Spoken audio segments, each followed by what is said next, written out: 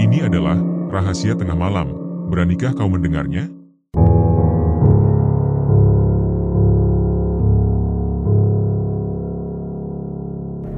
Aku lahir dan dibesarkan di sebuah keluarga yang serba berkecukupan di Jawa Tengah.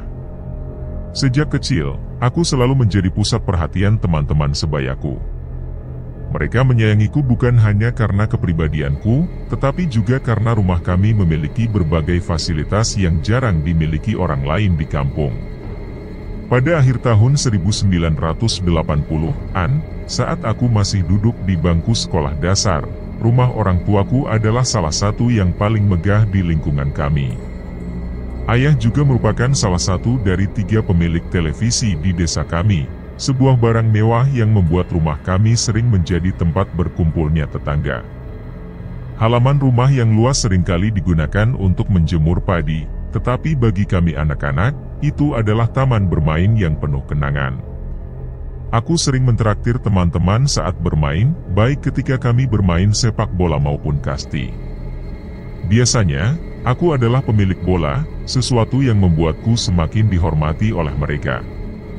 Seiring bertambahnya usia, aku mulai mendengar desas-desus tentang ayah. Ketika aku duduk di bangku sekolah menengah pertama, mulai muncul bisikan yang mengatakan bahwa kekayaan ayah berasal dari pesugihan. Konon, beliau mendapatkannya dari Gunung Kawi di Jawa Timur. Mendengar hal itu, hatiku terasa perih, tetapi sebagai anak kecil, aku tak bisa berbuat apa-apa. Aku juga tidak berani menanyakannya langsung kepada ayah karena mulai memahami bahwa pertanyaan semacam itu hanya akan memicu pertengkaran dengan tetangga. Di rumah, tak ada yang terlihat aneh. Jika ada sesuatu yang sedikit mencurigakan, itu adalah kebiasaan ayah yang sering meninggalkan rumah dan baru kembali saat fajar menyingsing, terutama pada malam Jumat Legi atau malam Jumat Kliwon. Kadang-kadang, aku melihatnya membakar kemenyan di kebun belakang rumah, tempat kami biasa bermain dan memanjat pohon rambutan serta belimbing. Selain hal-hal itu, kehidupan di rumah kami berjalan seperti biasa, hingga suatu peristiwa besar terjadi pada tahun 1996. Saat itu, aku sudah kelas 3 sekolah menengah atas. Kakakku, Mas Broto, tiba-tiba jatuh sakit. Ia memang tidak melanjutkan kuliah meskipun ayah sempat memintanya. Kakakku lebih memilih tinggal di kampung dan mengurus sawah ayah yang luasnya mencapai 5 hektar. Usianya 5 tahun lebih tua dariku. Awalnya, ia hanya mengeluh sakit kepala, tetapi anehnya, rasa sakit itu tak kunjung hilang. Bahkan setelah berbulan-bulan, kondisinya semakin memburuk hingga ia tidak bisa lagi beraktivitas. Dalam waktu 2 bulan, ia hanya bisa terbaring di tempat tidur, harus makan dan mandi di sana karena tubuhnya sudah terlalu lemah untuk bergerak. Ayah berusaha keras mencari pengobatan. Dari puskesmas, rumah sakit, hingga orang pintar, semuanya telah dicoba, tetapi tidak ada yang membuahkan hasil. Keluarga kami pun mulai putus asa. Hingga akhirnya, sawah seluas 2 hektar yang semula dikelola Mas Broto diserahkan kepada orang lain dengan sistem bagi hasil. Aku sendiri tidak tertarik dengan pertanian, lebih suka menghabiskan waktu di pasar atau bengkel. Bagiku, dunia dagang dan permesinan jauh lebih menarik dibandingkan mengolah sawah. Meskipun demikian, hasil dari sawah itu tetap ikut kunikmati. Sakitnya Mas Broto menjadi tanda tanya besar bagiku. Seharusnya, sakit kepala bukanlah penyakit yang begitu serius, tetapi entah mengapa tidak ada satupun pengobatan yang berhasil. Hingga suatu malam, aku mengalami kejadian yang tak bisa kulupakan. Malam itu, sepulang dari nongkrong di pos ronda, entah mengapa pikiranku terus tertuju pada Mas Broto. Aku memutuskan untuk masuk ke kamarnya secara diam-diam agar tidak mengganggunya jika ia sedang tidur. Namun, ketika aku membuka pintu dan melangkah masuk, mataku langsung membelalak. Di atas kasur, Mas Broto tampak terbaring dengan tubuh yang semakin kurus kering. Tetapi yang membuatku tercekat adalah sosok yang duduk di sampingnya. Aku tidak bisa sepenuhnya menggambarkannya, tetapi makhluk itu menyerupai manusia yang gemuk dengan tubuh yang penuh bulu hitam lebat. Di atas kepalanya, terdapat sepasang tanduk yang tidak terlalu panjang. Cahaya lampu kamar yang redup membuatku sulit melihatnya dengan jelas, tetapi aku yakin sepenuhnya bahwa itu bukan ayah, ibu, atau siapapun yang ku kenal. Jantungku berdegup kencang, rasa takut begitu kuat menyelimutiku. Tetapi entah bagaimana, aku masih bisa mengendalikan diri untuk tidak berteriak. Makhluk itu tampak hanya fokus menatap Mas Broto, seakan-akan mengawasinya. Aku bisa mendengar suara napasnya yang berat, mirip dengan dengkuran seseorang yang sedang tidur. Aku tidak tahu siapa atau apa makhluk itu. Tetapi yang pasti, aku tidak ingin berlama-lama di sana. Dengan hati-hati, aku mundur perlahan, berusaha untuk tidak membuat suara sedikit pun. Aku bahkan tidak berani menutup pintu kamar karena khawatir suara deritnya akan menarik perhatian. Aku kembali ke kamar dengan kepala yang dipenuhi ketakutan. Bayangan tuduhan para tetangga tentang bapak yang diduga melakukan pesugihan terus menghantui pikiranku. Aku tidak berani menceritakan hal itu kepada siapapun, termasuk kepada bapak dan ibu. Sejak saat itu, aku tidak pernah lagi berani mengantar makanan ke kamar Mas Broto di malam hari. Bahkan jika ibu memintaku mengantarnya di siang hari, aku pun tak pernah berlama-lama di sana. Setiap malam, pikiranku selalu dipenuhi pertanyaan yang tak kunjung terjawab. Rasa kasihan terhadap Mas Broto semakin besar, terutama jika benar bahwa tuduhan itu bukan sekadar omong kosong belaka. Meski aku tidak tahu banyak tentang pesugihan, pikiranku mulai menduga bahwa kakakku mungkin telah dipilih sebagai tumbal. Seminggu sejak kejadian itu, tidurku tak pernah benar-benar nyenyak. Kamarku kebetulan bersebelahan dengan kamar Mas Broto, sementara bapak dan ibu tidur di kamar belakang. Setiap tengah malam, aku selalu mendengar suara dengkuran ringan dari kamar kakakku. Pengalaman mengerikan yang pernah kualami membuatku semakin yakin bahwa ada sesuatu di sana. Mas Broto bukan tipe orang yang sering mendengkur, namun suara itu selalu terdengar selama 4 hingga 5 menit sebelum perlahan menghilang. Perasaan benci terhadap bapak dan ibu mulai tumbuh dalam hatiku. Aku merasa betapa kejamnya mereka jika memang benar Mas Broto telah dijadikan tumbal. Namun, di sisi lain, aku juga sadar bahwa tuduhan para tetangga sangat sulit dibuktikan kebenarannya. Aku mencoba mengenyahkan pikiran buruk itu, tetapi rasa takut dan curiga tak mau pergi begitu saja. Seminggu kemudian, kejadian menggemparkan pun terjadi. Sekitar pukul 12:30 tengah malam, terdengar suara teriakan nyaring dari kamar Mas Broto. Suara itu begitu keras hingga membangunkan bapak dan ibu yang tidur di kamar belakang. Yang lebih aneh, Mas Broto selama ini bahkan untuk berbicara saja harus berjuang sekuat tenaga. Karena kamarku yang paling dekat, akulah yang pertama kali masuk ke dalam. Pemandangan yang kulihat begitu mengejutkan. Kedua tangan Mas Broto mencengkeram lehernya sendiri, seolah-olah sedang berusaha menahan sesuatu yang mencekiknya. Lidahnya terjulur keluar dengan ekspresi wajah penuh kesakitan. Sayangnya, saat aku dan kedua orang tuaku masuk, tubuhnya sudah tak lagi bergerak. Kepanikan langsung menyelimuti rumah kami. Ibu tetap berada di kamar, menangis histeris, sementara bapak segera keluar untuk meminta bantuan tetangga. Aku sendiri diperintahkan untuk menjemput Mbah Suraji, seorang sesepuh kampung yang dikenal sebagai dukun terpercaya. Tanpa membuang waktu, aku segera berlari menuju rumah Mbah Suraji dan membangunkannya. Ia bahkan tak sempat mencuci muka sebelum mengikutiku kembali ke rumah. Setibanya di sana, sudah banyak orang yang berkumpul di kamar Mas Broto. Aku menghitung ada sekitar 7 atau 8 tetangga yang ikut menyaksikan kejadian tersebut. Setelah melakukan pemeriksaan singkat, Mbah Suraji dan para tetangga menyimpulkan bahwa kakakku telah meninggal dunia. Tangis pecah seketika. Ibu berulang kali pingsan karena tak kuasa menahan kesedihannya. Dalam suasana penuh duka, aku melihat bapak, Mbah Suraji, dan beberapa orang berusaha meluruskan tangan Mas Broto dan mendorong lidahnya kembali ke dalam mulut. Malam itu benar-benar mengerikan. Tuduhan tentang pesugihan semakin santer terdengar setelah kematian Mas Broto. Meskipun tidak ada yang mengatakannya langsung kepadaku, aku beberapa kali tak sengaja mendengar bisik-bisik di warung kopi dan sudut kampung. Hidup kami tak lagi sama sejak saat itu. Ibu sering jatuh sakit dan lebih banyak menghabiskan waktu sendirian di kebun belakang rumah. Bapak pun berubah, sering uring-uringan karena hal-hal sepele. Sementara itu, aku sendiri masih sangat terpukul.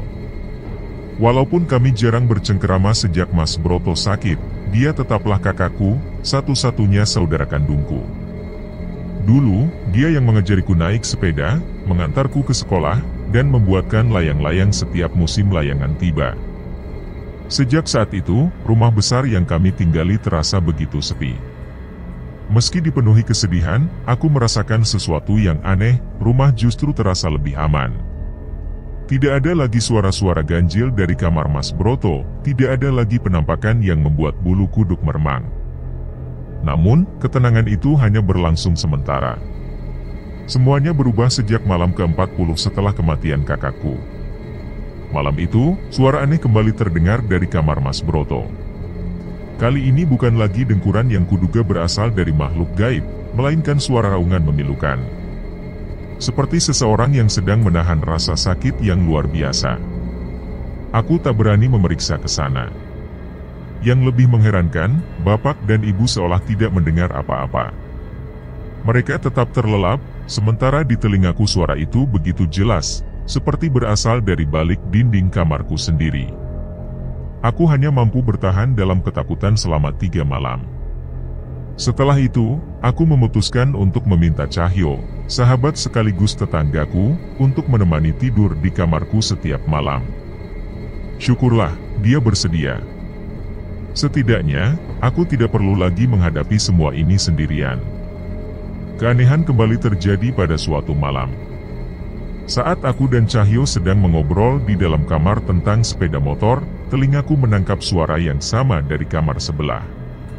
Suara itu adalah suara Mas Broto yang melolong seperti orang kesakitan. Anehnya, Cahyo tetap melanjutkan ceritanya, seolah-olah tidak mendengar apapun. Ketika aku bertanya kepadanya apakah ia mendengar sesuatu, ia hanya menggeleng.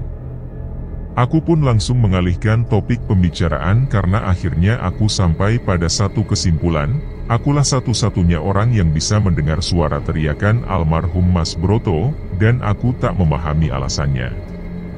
Waktu terus berlalu, dan suara-suara itu terus terdengar hampir setiap malam. Lama-kelamaan, aku mulai terbiasa dan langsung membaca doa dalam hati setiap kali suara aneh itu muncul. Aku juga selalu mendoakan ketenangan dan keselamatan Mas Broto di alam sana.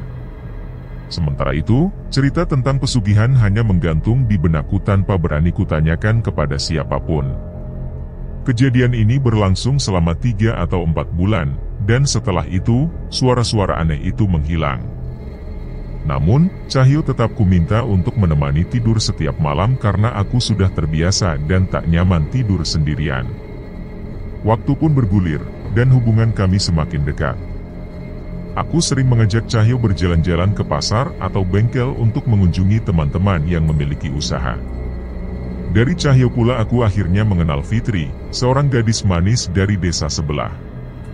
Dulu, Cahyo pernah bekerja sebagai kuli di rumah tetangganya. Baru pertama kali melihat Fitri, aku langsung jatuh hati. Selain wajahnya yang manis, ia juga baru pulang dari pesantren. Aku yakin ia terhindar dari pergaulan yang kurang baik, yang saat itu mulai meresahkan. Singkat cerita, aku menyampaikan niatku kepada bapak dan ibu. Untungnya, bapak tidak mempermasalahkan status seseorang, meskipun kedua orang tua Fitri hanyalah orang biasa yang hidup serba sederhana. Hubungan kami pun direstui. Setiap malam minggu, aku selalu berkunjung ke rumah Fitri, seringkali ditemani Cahyo. Aku tidak pernah berani mengajaknya keluar demi menjaga citraku di depan orang tuanya. Setelah beberapa waktu, aku dan Fitri akhirnya menikah. Sejak saat itu, Cahyo tidak lagi tidur di rumah kami. Bahkan, sebelum pernikahan, kami sempat mengadakan acara kecil-kecilan sebagai perpisahan. Ada rasa sedih karena Cahyo adalah sahabat terbaik yang selalu ada untukku.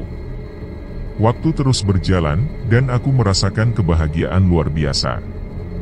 Hanya satu yang kurang, Mas Broto tidak bisa menyaksikan adiknya berbahagia seperti ini. Namun, semuanya berjalan normal. Bapak dan ibu juga terlihat menyukai Fitri karena sifatnya yang sopan dan lemah lembut. Sayangnya, kebahagiaan itu tidak berlangsung lama. Peristiwa besar kembali mengguncang kehidupanku. Suatu malam, sekitar 2 bulan setelah pernikahan, Fitri membangunkanku dengan wajah panik. Aku terbangun dan segera mencari sumber suara yang dimaksud. Setelah kesadaranku pulih sepenuhnya, aku mendengar suara yang sama sekali tidak asing.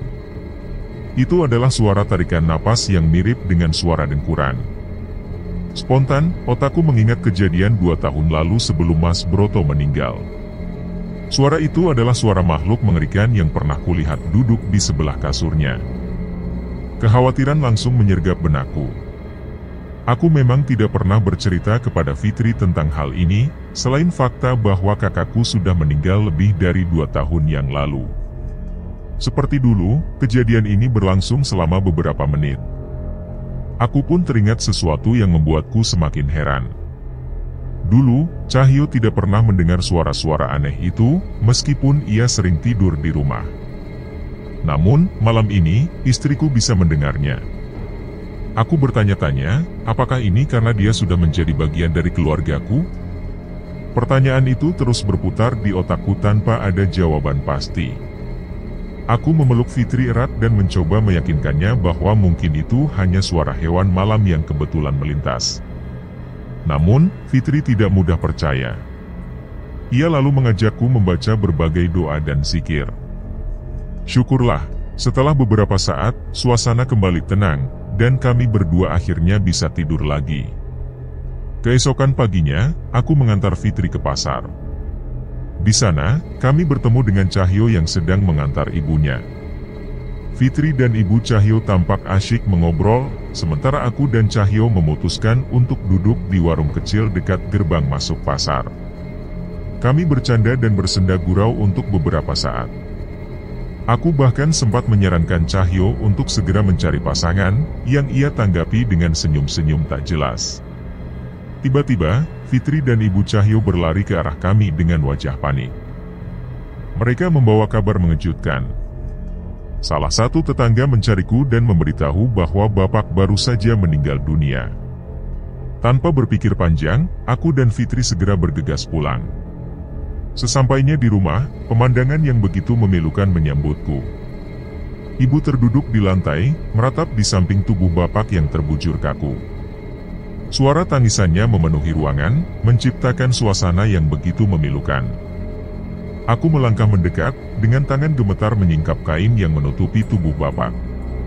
Saat itu juga, dadaku terasa sesak, air mataku mengalir semakin deras.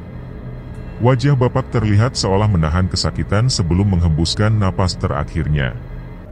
Ibu langsung memelukku erat, seolah ingin mencari kekuatan dalam kesedihannya. Namun tak lama kemudian, tubuhnya melemah dan ia pingsan dalam pelukanku. Para tetangga mulai berdatangan, memenuhi ruang tamu dengan wajah penuh duka. Cahyo dan ibunya sudah berada di sana, begitu pula Om Karman, adik kandung bapak yang tinggal di desa sebelah. Kedua mertuaku juga datang, membawa aura kesedihan yang semakin menyesakkan hati. Setelah rapat keluarga yang dipenuhi tangis tertahan, akhirnya diputuskan bahwa jenazah bapak akan dikebumikan hari itu juga. Seluruh prosesi dipimpin oleh Haji Muhlis, seorang tokoh agama yang dulu pernah menjadi guru ngajiku saat kecil. Suasana begitu mengharukan. Doa-doa dipanjatkan, air mata tak henti mengalir, dan kesedihan menyelimuti setiap orang yang hadir.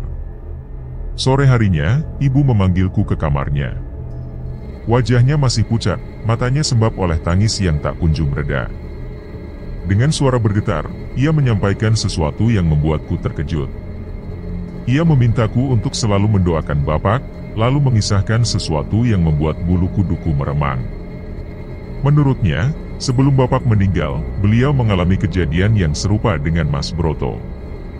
Kedua matanya melotot, sementara kedua tangannya mencengkeram leher, seakan berusaha menahan sesuatu yang tak terlihat. Tangis ibu kembali pecah, kali ini lebih pilu, seolah tak sanggup menceritakan kelanjutannya. Aku memeluknya erat, berusaha memberikan ketenangan meski hatiku sendiri dipenuhi rasa takut dan sedih. Setiap malam, acara tahlilan berlangsung, dibantu oleh para tetangga yang dengan tulus ikut berpartisipasi. Om Karman, istrinya, serta kedua mertuaku selalu hadir, menunjukkan kepedulian mereka. Namun, di tengah kesibukan itu, pikiranku terus dipenuhi pertanyaan yang tak kunjung terjawab. Jika benar ada keterlibatan pesugihan dalam keluarga, apakah semua ini ada hubungannya? Mengapa saat Mas Broto meninggal, aku adalah orang pertama yang menemukannya, tetapi kali ini aku seakan dijauhkan dari momen terakhir Bapak? Mengapa hanya Fitri yang bisa mendengar suara aneh malam itu, sementara Cahyo tidak pernah mendengarnya? Semua itu terus berputar di pikiranku, tanpa jawaban yang pasti. Waktu terus berjalan, dan aku terpaksa mengambil alih pengelolaan sawah peninggalan Bapak. Namun, karena aku memang tak pernah tertarik pada dunia pertanian, hasil pekerjaanku jauh dari harapan. Aku harus menyewa banyak tenaga tambahan, yang tentu saja membuat penghasilan dari sawah semakin menurun. Di sisi lain, aku juga harus lebih banyak meluangkan waktu untuk mendampingi ibu, yang semakin sering terlihat murung sejak kepergian Bapak. Kegelisahan itu semakin memuncak ketika suatu hari, ibu jatuh sakit. Kekhawatiranku semakin menjadi. Aku takut kejadian yang menimpa Mas Broto akan terulang, di mana penyakitnya tak kunjung sembuh meski sudah berobat kemana-mana. Namun, kali ini berbeda. Setelah menjalani berbagai pemeriksaan, dokter menyatakan bahwa ibu mengidap sejumlah penyakit serius, mulai dari gangguan jantung, diabetes, hingga masalah pencernaan. Keadaannya terus memburuk, hingga akhirnya ia harus dirujuk ke rumah sakit di Surabaya. Demi mendapatkan perawatan terbaik, aku membawanya ke rumah sakit swasta yang terkenal memiliki fasilitas lengkap meski biayanya sangat mahal. Selama 10 hari menjalani perawatan, ibu sempat diperbolehkan pulang. Namun, tak berselang lama, penyakitnya kembali kambuh. Siklus itu terus berulang, dirawat, pulang, lalu kembali jatuh sakit. Demi biaya pengobatan yang terus membengkak, aku terpaksa menjual satu persatu sawah peninggalan Bapak. Hingga akhirnya, hanya tersisa setengah hektar sawah yang lokasinya tak jauh dari rumah. Suatu malam, ibu kembali memanggilku ke kamarnya. Wajahnya semakin tirus, tubuhnya begitu lemah di atas ranjang. Dengan suara pelan, ia berpesan agar aku selalu mendoakan Bapak, Mas Broto, dan dirinya kelak jika sudah tiada. Aku tak mampu menahan air mata, karena di lubuk hati terdalam, aku tahu waktunya semakin dekat. Malam itu, aku memutuskan untuk tidur di kamar ibu, di dipan kecil yang memang sudah kusiapkan sejak kepergian Bapak. Tak lama kemudian, Fitri ikut menyusul, menemani kami dalam keheningan malam. Keesokan paginya, ibu terlihat lebih segar. Ia bahkan meminta dibuatkan sayur bayam, makanan kesukaannya. Melihat kondisinya yang membaik, aku merasa sedikit lega. Aku pun berpamitan pergi ke pasar untuk mengantar Fitri berbelanja. Namun, di tengah perjalanan pulang, datanglah Pak Subandi, tetangga sebelah rumah, dengan napas terengah-engah. Wajahnya penuh kecemasan saat menyampaikan kabar yang menghantamku seperti ribuan petir, ibuku telah meninggal dunia. Dunia seolah runtuh seketika. Aku bergegas pulang dengan pikiran kosong. Jalanan tak lagi terlihat jelas di mataku, aku hanya berlari, menerobos segala yang ada di hadapanku. Sesampainya di rumah, kenyataan pahit itu benar-benar terjadi. Ibu terbaring kaku di atas ranjang, wajahnya tampak begitu tenang. Beberapa tetangga sudah berkumpul di sekitarnya. Pak Subandi menceritakan bahwa awalnya ia hendak meminjam tikar untuk acara selamatan, namun saat mengetuk pintu dan tidak ada jawaban, ia memutuskan untuk masuk. Betapa terkejutnya ia ketika menemukan ibu sudah tak bernyawa, dengan mukena masih menempel di tubuhnya dan Al-Quran yang dipeluk erat di dadanya. Tangisanku pecah. Setelah kehilangan Mas Broto, lalu Bapak, kini aku harus merelakan ibu, sosok paling berharga dalam hidupku. Tepat 97 hari setelah kepergian Bapak, aku benar-benar merasa sendirian. Hidup seakan kehilangan makna. Beruntung, Fitri terus berada di sampingku, menjadi satu-satunya cahaya dalam gelapnya duka yang menyelimuti kehidupanku. Pemakaman ibu dilaksanakan pada hari itu juga, masih dipimpin oleh Haji Mukhlis. Jenazah ibu dimakamkan tepat di sebelah Bapak dan Mas Broto. Sejak saat itu, kehidupanku berjalan dengan begitu berbeda. Kehilangan ibu terasa jauh lebih berat dibanding kehilangan siapapun sebelumnya. Hingga malam ke-40 tahlilan, air mataku masih terus mengalir tanpa bisa kucegah. Hari-hari berikutnya kulewati dengan penuh kebingungan. Aku harus memeras otak untuk mempertahankan kehidupan, terlebih setelah sawah yang tersisa hanya tinggal sedikit. Cahyo sering datang ke rumah, mengajakku berbincang. Kami mulai berdiskusi mengenai usaha, dan setelah mempertimbangkan banyak hal, akhirnya kuputuskan untuk menjual sawah terakhir yang kumiliki. Hasil penjualannya kugunakan sebagai modal untuk membuka usaha berjualan pakaian di pasar dengan menyewa sebuah lapak. Cahyo kuajak bergabung, bahkan dia yang kupilih sebagai penjaga toko. Setelah seminggu membuka usaha, kabar baik datang. Fitri mengalami mual dan muntah-muntah. Setelah membawanya ke bidan, aku mendapat kabar bahwa istriku sedang mengandung dengan usia kehamilan sudah mencapai 3 bulan. Kebahagiaan itu membuatku semakin bersemangat dalam menjalankan usaha. Aku mengelola toko bersama Cahyo, dan ternyata hasilnya lebih baik daripada mengandalkan sawah. Cahyo tidak kugaji secara bulanan, tetapi kuberi persentase dari keuntungan. Sementara itu, Fitri kuminta tetap tinggal di rumah dan ia pun setuju. Untuk menemaninya, ia meminta bantuan Rahma, sepupunya yang baru lulus sekolah. Rutinitas pun berjalan dengan lancar. Setiap pagi aku pergi ke pasar bersama Cahyo setelah Rahma datang, lalu kembali ke rumah di sore harinya. Perlahan kehidupan mulai kembali terasa normal, hingga suatu malam kejadian mengejutkan kembali terjadi. Aku terbangun oleh suara gemuruh di luar rumah. Setelah mendengarkan lebih saksama, suara itu ternyata berasal dari kamar Mas Broto. Anehnya, Fitri tetap tertidur pula seolah tidak mendengar apapun, padahal suara itu begitu keras dan menggetarkan hati. Tanpa pikir panjang, aku memberanikan diri untuk memeriksanya. Dengan hati-hati, aku keluar kamar dan membuka pintu kamar Mas Broto. Begitu masuk, tanpa diduga, tanganku tiba-tiba ditarik dengan sangat kuat. Tubuhku terhempas ke atas kasur, tepat di tempat Mas Broto mengembuskan napas terakhirnya. Suasana mendadak sunyi. Remang-remang cahaya dari lampu redup membuat suasana semakin menegangkan. Dalam kesunyian itu, tiba-tiba sesosok makhluk tinggi besar muncul di hadapanku. Tubuhnya penuh bulu hitam, matanya menyala merah, dan di atas kepalanya terdapat 2 tanduk kecil. Aroma busuk menguar dari mulutnya yang terbuka lebar, menebarkan ketakutan yang luar biasa. Aku merasa makhluk itu adalah sosok yang pernah kulihat sebelumnya, tepat sebelum kematian Mas Broto. Makhluk itu meraung, suaranya bergema di seluruh ruangan. Aku hanya bisa merangkak mundur dengan tubuh gemetar. Tangannya yang berbulu mulai menarik-narik tubuhku. Aku berusaha melawan, tetapi kekuatannya jauh lebih besar. Perlawanan itu terasa begitu lama hingga tiba-tiba aku menangkap sekilas 2 bayangan yang melintas dengan cepat. Meskipun samar, firasatku mengatakan bahwa itu adalah Bapak dan Mas Broto.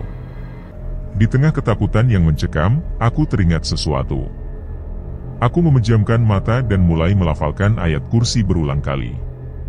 Tidak butuh waktu lama, suasana tiba-tiba berubah.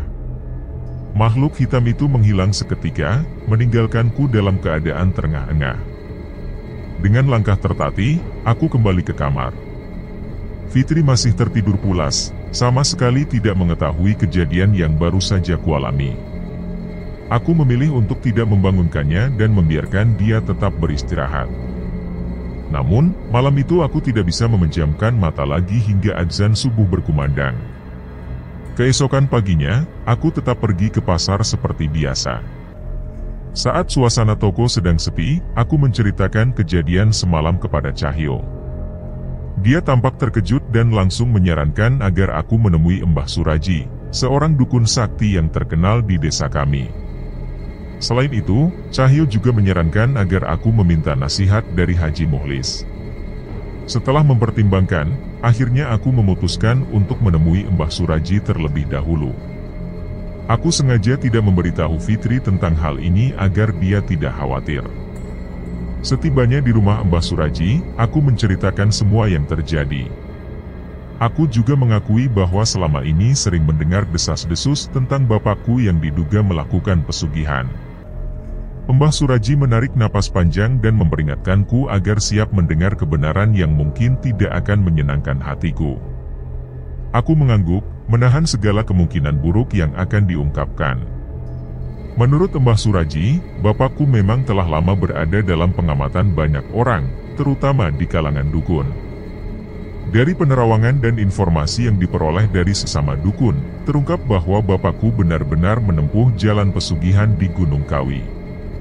Mas Broto dipilih sebagai tumbal, dan itu adalah bagian dari perjanjian yang telah dibuat. Aku merasakan hatiku mencelos mendengar kenyataan itu, meskipun jauh di dalam lubuk hati, aku memang sudah lama mencurigainya. Mbah Suraji melanjutkan bahwa ibuku tidak terlibat dalam semua ini. Katanya, ibu sempat merasa curiga, tetapi bapak berhasil meyakinkannya bahwa semua tuduhan hanyalah fitnah belaka. Aku terdiam, mencerna setiap kata yang diucapkan. Kemudian, Mbah Suraji mulai menjelaskan tentang kejadian yang kualami semalam. Menurutnya, makhluk halus yang datang kepadaku adalah entitas yang memiliki hubungan dengan Bapak. Makhluk itu datang dengan satu tujuan, memaksaku untuk melanjutkan ritual pesugihan dan memperpanjang kontrak dengan Gunung Kawi. Setelah Mbah Suraji selesai berbicara, aku pun memberanikan diri untuk bertanya tentang apa yang harus kulakukan selanjutnya. Mbah Suraji menarik napas panjang, lalu menatap kedua mataku dengan tajam sebelum memberikan jawaban. Katanya, ini adalah keputusan yang berat. Jika aku tertarik untuk melanjutkan, maka ia tidak akan berani melarang, meskipun itu bukan sesuatu yang baik. Namun, jika aku tidak ingin melanjutkan, maka ia juga tidak bisa memaksa. Yang jelas, ia mengenal dukun yang dulu pernah didatangi oleh bapakku. Mendengar hal itu, tanpa ragu aku langsung menjawab bahwa aku tidak ingin melanjutkan. Aku hanya ingin hidup tenang bersama keluarga kecilku.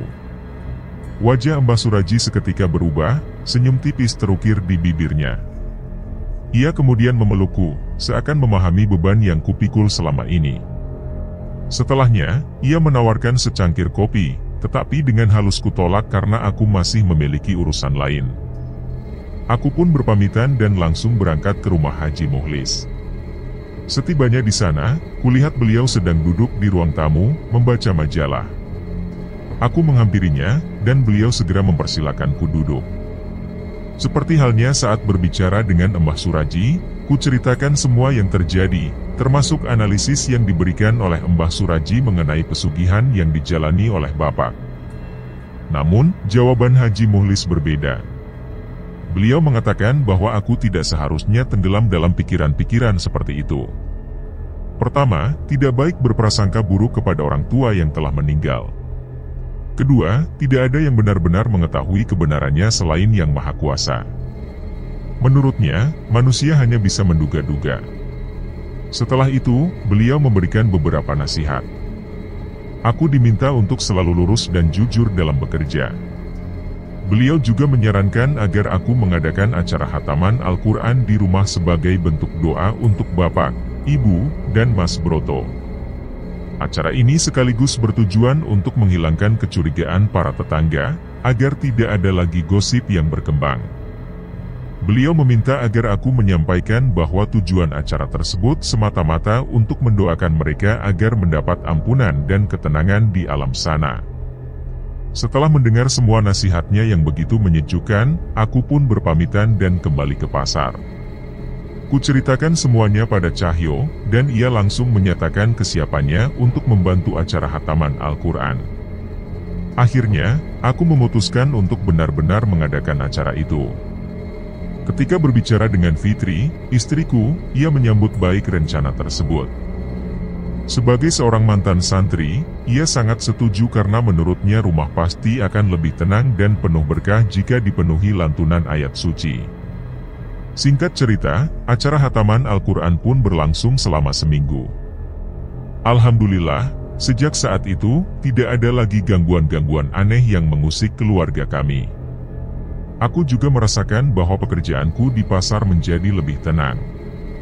Usaha dagang yang kujalankan bersama Cahyo semakin berkembang dengan baik. Suatu ketika, aku pernah menawarkan Cahyo untuk membuka tokonya sendiri, tetapi ia menolak. Katanya, ia ingin tetap bekerja bersamaku karena merasa nyaman dengan pembagian hasil yang kami sepakati selama ini. Waktu terus berjalan, tahun demi tahun berlalu. Kini, aku telah memiliki 3 orang anak. Cahyo juga menikah tak lama setelah anak pertamaku lahir, dan sekarang ia memiliki 2 anak. Kami masih terus mengelola usaha dagang yang kami rintis bersama sejak awal. Kepada Fitri, istriku, aku selalu meminta agar ia mendoakan bapak, ibu, dan Mas Broto, begitu juga dengan kedua orang tuanya yang meninggal hampir bersamaan beberapa tahun lalu. Aku menjalani hidup dengan bahagia meskipun aku sadar bahwa, terutama di kalangan orang-orang tua di kampung, masih ada cerita-cerita yang beredar mengenai tuduhan pesugihan yang ditujukan kepada bapak puluhan tahun lalu. Namun, aku memilih untuk tidak ambil pusing. Yang terpenting, aku telah berusaha menjalani hidup dengan cara yang benar, bersama keluarga kecilku yang kucintai.